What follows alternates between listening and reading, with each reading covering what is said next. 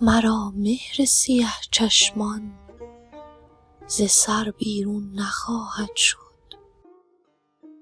قضای آسمان است این و دیگرگون نخواهد شد.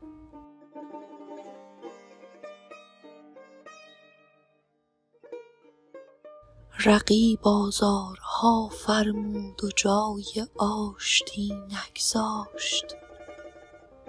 مگر آه سحرخیزان سوی گردون نخواهد شد.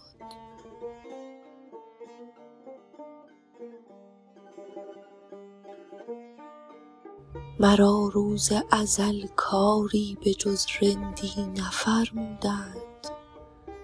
هر آن قسمت که آنجا رفت از آن افزون نخواهد شد.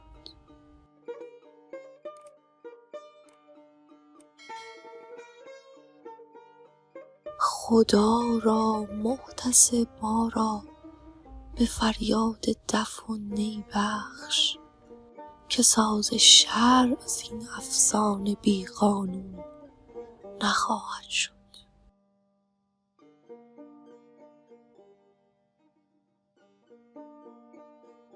مجال من همین باشد که پنهان عشق او ورزم.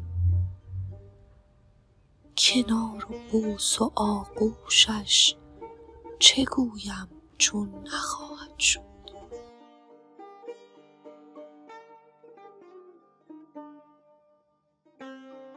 شراب لعل و جای امن و یار مهربان ساقی.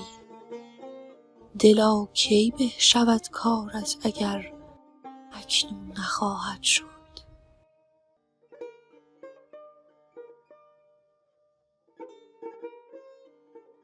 مشوی ای دیده نقش غم ز لوح سینه حافظ که زخم تیغ دلدار است و رنگ خون نخواهد شد.